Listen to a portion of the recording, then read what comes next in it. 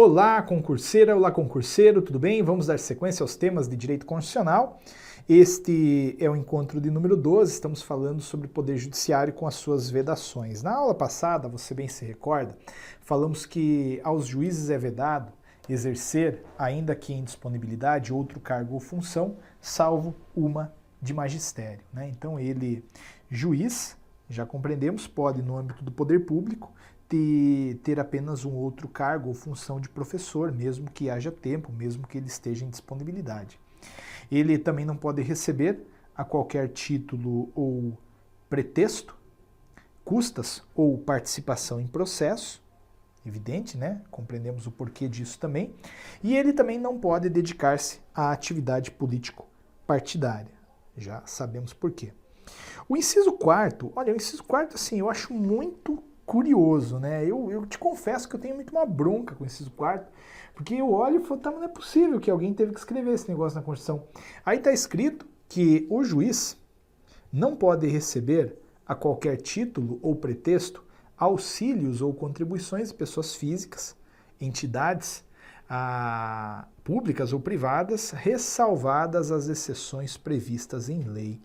Então, assim, é sério que a gente tem que escrever na Constituição que ele não pode receber suborno? Porque isso que está escrito aí, né? Ele, juiz, não pode receber auxílios ou contribuições. Ah, não, está escrito aí que ele não pode receber auxílios ou contribuições, não suborno, né? Ah, pelo amor de Deus, né?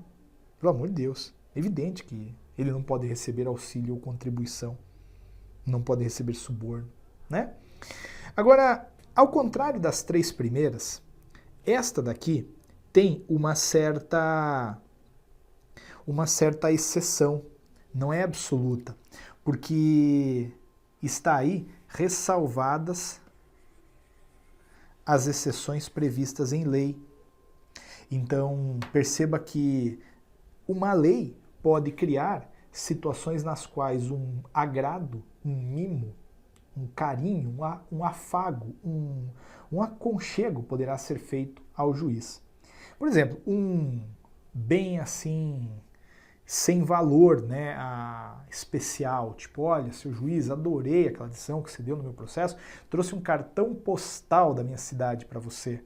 Eu não sei se isso corrompe alguém, né? Eu creio que não. Então isso poderia, sim, o juiz receber. Agora, importante é a disposição 5. O juiz, ele não pode exercer a advocacia no juízo ou tribunal do qual se afastou antes de decorridos 3 anos do afastamento do cargo por aposentadoria ou exoneração. Tá? Essa é muito importante mesmo. Ele, juiz, não pode criar um escritório de advocacia naquela comarca, naquele juízo ou tribunal do qual se afastou antes de decorridos 3 anos do afastamento. Tá? Não pode por quê, Antônio? Ele não pode, porque senão há uma desestabilização na advocacia, além do que há uma proximidade talvez não querida entre agora oponentes, né, entre aspas bem grandes, juízes e advogados. Porque vamos pensar assim, primeiro, abrir um escritório de advocacia numa cidade que é pelo ex-presidente do Tribunal de Justiça daquela cidade. É óbvio que todos os clientes gostarão de ser atendidos por este cara, que tem entradas no Poder Judiciário que um advogado iniciante, por exemplo, não terá. E é justamente esta entrada que me parece ser mais perigosa. Porque eu, na qualidade de advogado, querendo, posso ir hoje no fórum para falar com um juiz qualquer, com a distância, né, que exige-se. Então eu chego lá, seu juiz, tudo bem? Muito prazer, meu nome é Antônio. Olha, este processo é muito importante, a cliente está morrendo, precisa da liberação do tratamento médico, gostaria de sua atenção, sei que o senhor está muito atarefado, mas ela está indo dessa para melhor. Muito obrigado, passar bem.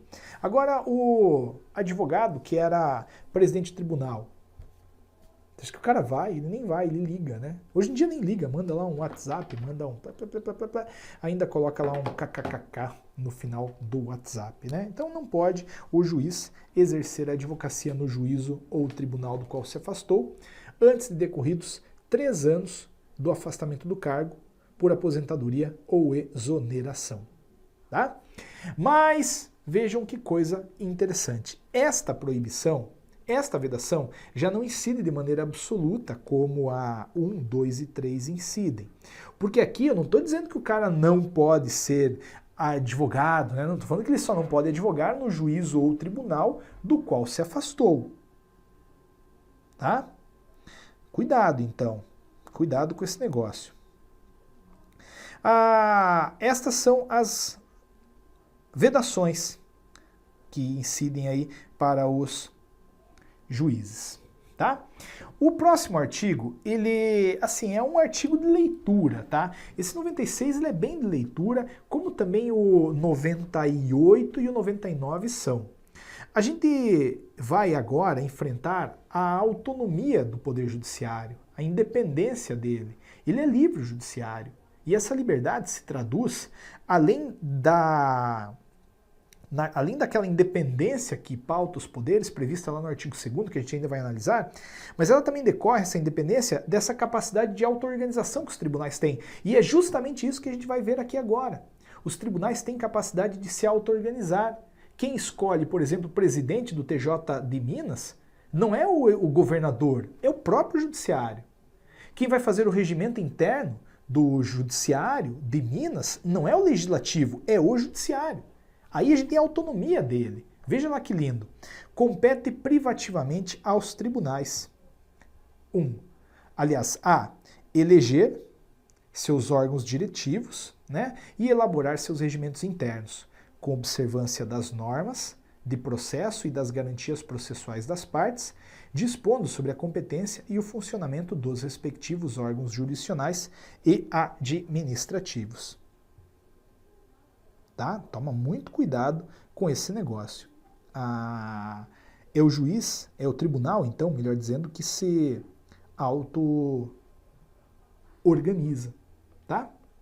Veja, e dentro dessa lógica de auto-organização, é claro que ele vai organizar suas secretarias e serviços auxiliares e os dos juízos que lhes forem vinculados, velando pelo exercício da atividade correcional respectiva.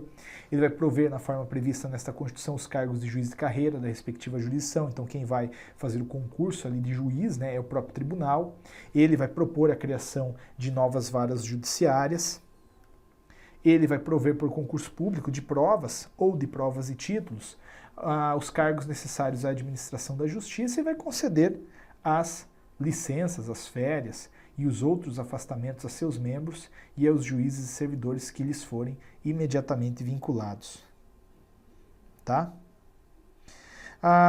Atenção com esse negócio aí, que é importante. Agora, o inciso 2, ele é um pouquinho chato. Vejam, diz esse dispositivo que compete ao Supremo Tribunal Federal, aos tribunais superiores e aos tribunais de justiça propor ao legislativo a alteração do número de membros dos tribunais inferiores. Então, por exemplo, o STJ, ele vai fazer um projeto de lei e encaminhar tal projeto de lei para o legislativo respectivo, versando sobre a alteração de número de membros dos tribunais inferiores. Cuidado com esse negócio. É importante esse negócio que aí está. O Poder Legislativo, na parte de processo, não entrou no seu edital, né? Mas essa talvez seja uma das únicas poucas exceções que fala que sim, quem vai criar a lei versando sobre a alteração do número de membros dos tribunais inferiores são esses órgãos, são esses tribunais que aí estão. Também aqueles tribunais vão propor a criação e extinção de cargos e a remuneração dos seus servidores auxiliares e dos juízos que lhes forem vinculados, bem como a fixação do subsídio de seus membros e dos juízes, inclusive dos tribunais inferiores, onde houver. Tá? Então são as leis aí que são criadas por aqueles tribunais, né? Aqui também vão criar, através de lei, ou vão propor, através de lei, a criação ou extinção de tribunais inferiores, tá? A alteração da organização e da divisão judiciária, e, por fim, aos tribunais de justiça cabe julgar os juízes estaduais e do Distrito Federal e Territórios, bem como os membros do MP, nos crimes comuns e nos crimes de responsabilidade, ressalvada a competência da Justiça Eleitoral. Então, quem vai julgar o juiz, no caso de crime comum ou de crime de responsabilidade, é o TJ, né? Cabe a ele, TJ, julgar o juiz no crime comum ou no crime de responsabilidade. E também cabe ao TJ julgar aquele membro do Ministério Público, né? No mesmo tipo de crime. Cuidado, isso aí é muito sério, vale bem a pena dar uma atenção, apesar da chatice inerente ao dispositivo. O artigo 97 é um artigo assim, bem técnico, ele é de controle de constitucionalidade. Tá? Ele é de controle de constitucionalidade. O controle de constitucionalidade ele não está no seu edital, mas a gente tem que ter uma vaga noção dele, uma breve noção dele, para que possa enfrentar este artigo 97. O que é o controle de constitucionalidade? Vejam, as leis no Brasil, elas estão assim organizadas, né? Tem uma pirâmide normativa. E nessa pirâmide normativa está lá no topo a Constituição Federal. Abaixo dela estão as leis, os atos normativos, outros. Todas essas leis aí da pirâmide devem guardar uma obediência irrestrita à Constituição. Caso não estejam de acordo com a Constituição, elas devem ser anuladas. Devem ser anuladas. Tá? Essa anulação daí é feita pelo controle de constitucionalidade, que se exerce através de várias possibilidades. Não interessa tanto. É fato que quando um juiz de primeiro grau anula a lei, e ele pode fazer num caso concreto, tudo bem, a decisão vale para as partes, não tem problema. Ele, juiz, no caso concreto, pode anular uma lei.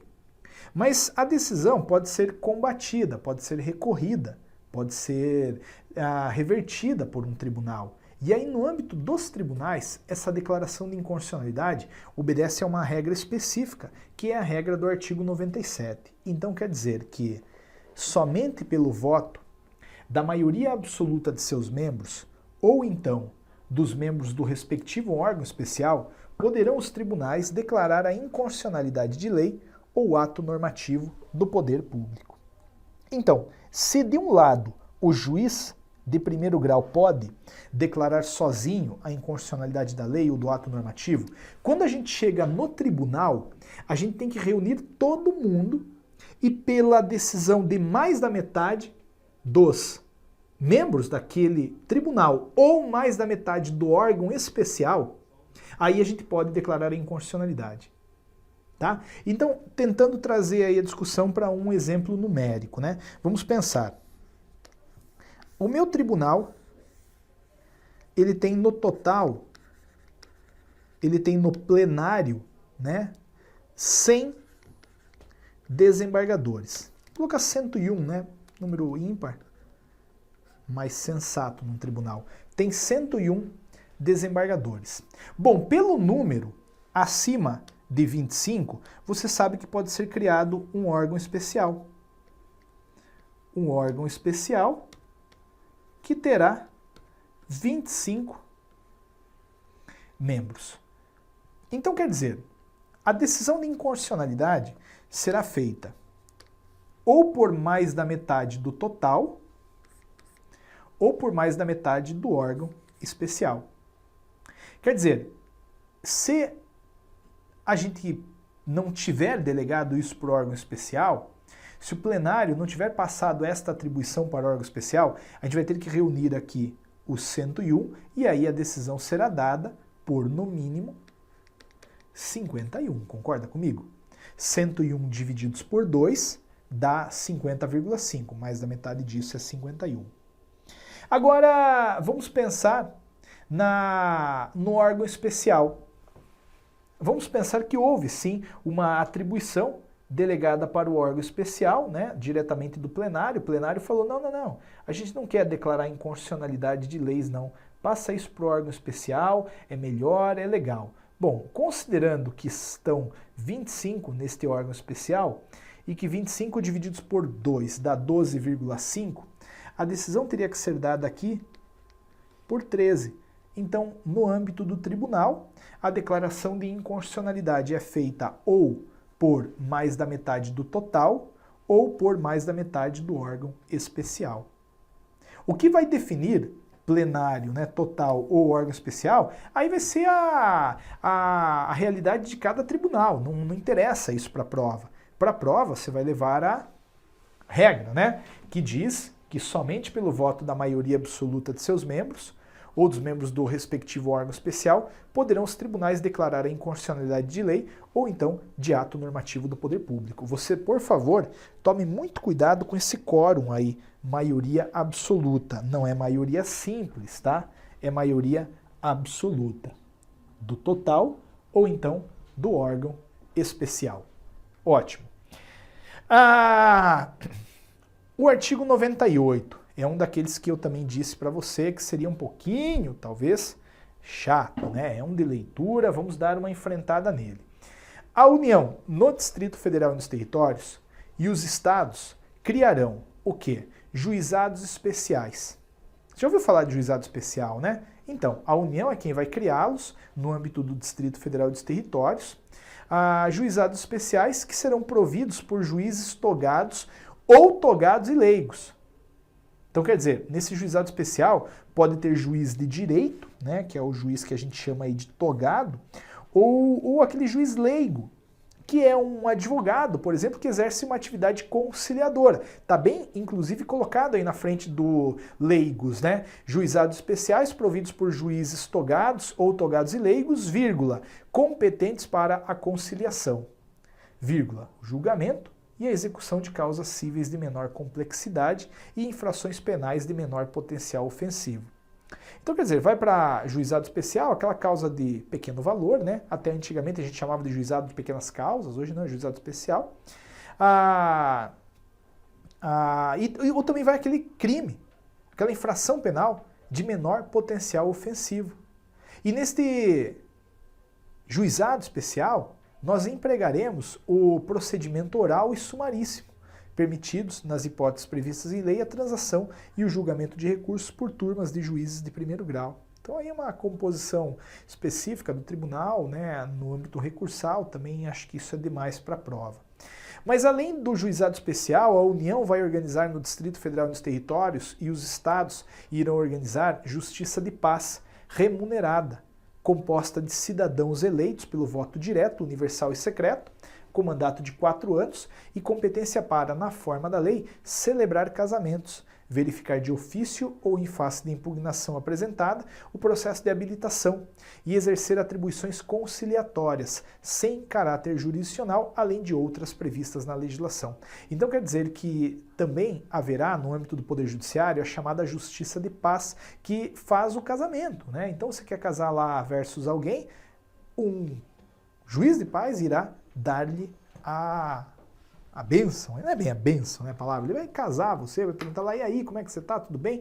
Quer essa linda menina como tua esposa, quer esse grande rapaz como seu marido, e aí celebra o casamento, tá? Ótimo.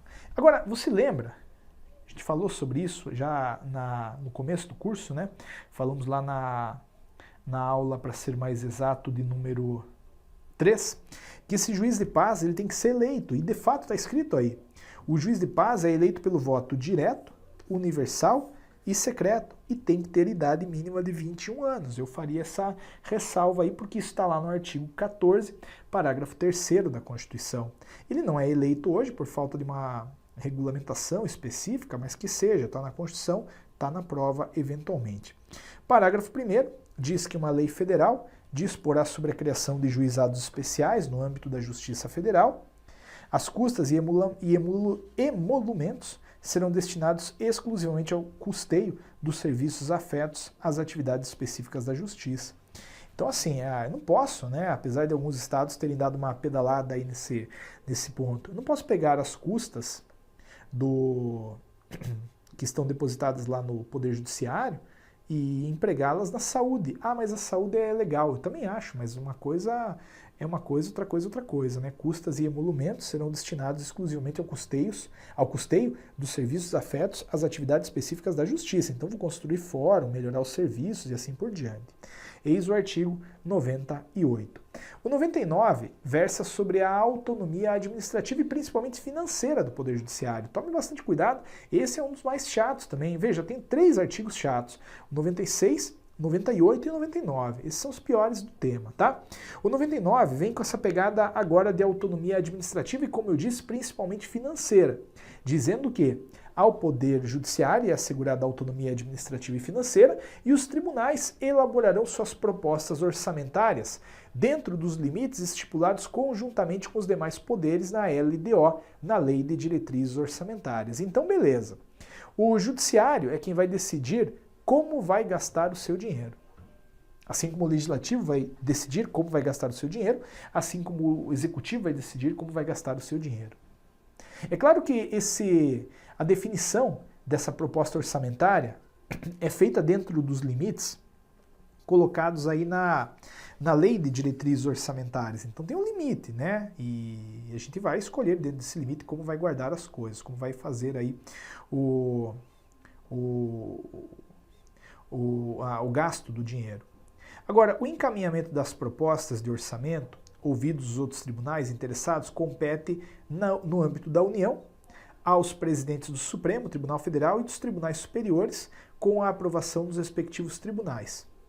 No âmbito dos estados e no do Distrito Federal e Territórios, aos presidentes dos TJs, com a aprovação dos respectivos tribunais. Então quer dizer que no âmbito federal, quem vai encaminhar essa proposta, dizendo quanto haverá de dinheiro disponível para o Poder Judiciário naquele ano, é o presidente do Supremo e também o presidente do STJ, TST, TSE e STM. Está escrito aí, no âmbito da União, esta proposta, o encaminhamento dela, cabe aos presidentes do Supremo e dos tribunais superiores, com, evidentemente, a aprovação dos respectivos tribunais. Agora, no âmbito do Estado, né, aí é mais fácil, é ao Tribunal de Justiça, através de seu presidente. Vem o parágrafo 3º e diz, se os órgãos, agora vejam, esses parágrafos 3º, 4º e 5º aí, eles são, parecem chatos, até são um pouquinho, mas parecem complicados, mas não são. Vamos lá.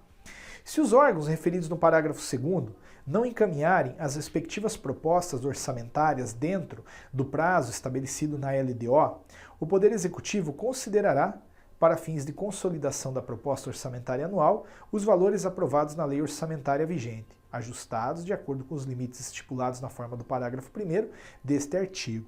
Então, quer dizer, as propostas de orçamento, elas têm prazo para serem enviadas. Concorda? Não posso assinar a qualquer tempo, falar, eu quero tanto para o ano que vem. Não, eu tenho que enviar com uma certa antecedência para que o Poder Executivo, que é aquele que vai liberar a grana, porque é ele quem arrecada a grana, se programe. Se a proposta orçamentária não foi enviada até o prazo, considera-se que o Poder quer a mesma coisa que lhe foi dado neste ano. Então, por exemplo, estamos em 2015. Temos um prazo para encaminhar a proposta do orçamento de 2016. Não encaminhamos. Eu vou ficar sem dinheiro? Não, mas vou receber a mesma coisa que eu recebi em 2015. Ah, mas eu queria dar um upgrade aqui. Esqueça, agora não vai ter dinheiro, né?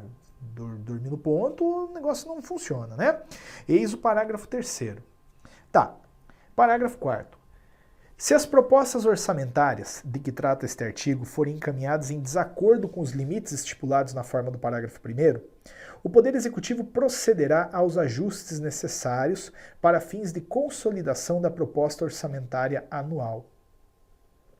Então, quer dizer que o Judiciário tinha lá para si 250 milhões naquele ano. Era o que lhe cabia. Isso havia sido debatido no âmbito daquela LDO, né? Coube a ele 250 milhões. Só que aí ele veio e mandou uma proposta de 290 milhões. Opa, teve excesso. O que pode acontecer?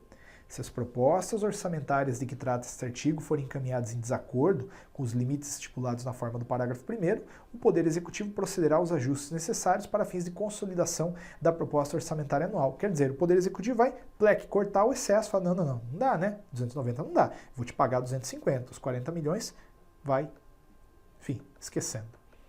Parágrafo 5º. Durante a execução orçamentária do exercício, não poderá haver a realização de despesas ou a assunção de obrigações que extrapolem os limites estabelecidos na LDO, exceto, se previamente autorizadas, mediante a abertura de créditos suplementares ou especiais. Então, aí está escrito, de uma maneira muito rebuscada, que eu não posso ir além do meu orçamento. Né? Se eu tenho orçamento para tanto, de tanto para gastar em tal ou qual lugar, é isso que eu devo me conter. Veja, é só a gente pensar de acordo com a nossa experiência, né? Conforme a gente vive. Eu vivo com orçamento, você vive com orçamento, todos vivemos com orçamento. Eu não posso chegar no meio do meu mês e falar, vou pegar esse dinheiro aqui que estava empregado numa coisa, né? Parcela do carro, da casa, sei lá o quê, eu vou botar lá num outro negócio, vou viajar. Não, pera lá, mas aí vai me prejudicar naquela parcela. Isso vai me causar dores de cabeça futuras. Então, assim como eu não faço isso na minha vida privada, o poder público não pode fazer isso na condução da coisa pública. É o que está escrito aí, como eu disse, de maneira muito rebuscada, cheia de salamaleque, nesse parágrafo 5º do artigo 99. Ponto. E aí a gente chega num artigo que ele parece complicado, mas ele não é muito complicado, tá? É o dos precatórios. A gente evidentemente não vai trabalhar com ele nesta aula inteira, eu só quero aqui no início dela trabalhar com você a lógica, a principiologia do precatório. Eu quero que você entenda uma coisa. Quando eu ganho uma indenização do Estado, por exemplo, o Estado não vai me pagar com dinheiro na hora. Tá aqui, ó, teu dinheiro, Antônio. Não, ele trabalha, o Estado, com uma lógica orçamentária, assim como o Poder Judiciário trabalha com orçamento. A gente rapidamente falou sobre a composição desse orçamento. Então assim, beleza, agora tem que pagar 50 mil para o Antônio. Eu vou orçar isso, né? Vou botar ali nos cálculos e o que mais for, e onde mais for, e no momento oportuno eu vou pegar esse dinheiro e vou dar para o Antônio. Pois bem, a gente está falando de precatórios aqui. Precatórios. Eu não vou receber em dinheiro vivo, vou receber um precatório. E esse precatório será pago numa data específica. Então, Antônio, se vai ser pago numa data específica, eu creio que haverá uma lista, né? Na qual esse meu débito vai entrar. Perfeito? Há listas, inclusive, veremos quais são elas na próxima aula. E o meu precatório entra no final da lista. Vai pagando de cima, o meu precatório vai subindo até que chega a hora em que ele é pago. Eis a dinâmica, não é difícil a dinâmica dos precatórios. Agora a gente vai ter que entender lá na próxima aula quais são as listas, né? Até quando devem ser feitos os pagamentos. E vamos lembrar também que essa discussão é uma discussão assim bem inocente, tá? Porque a realidade de precatório no Brasil é um caos.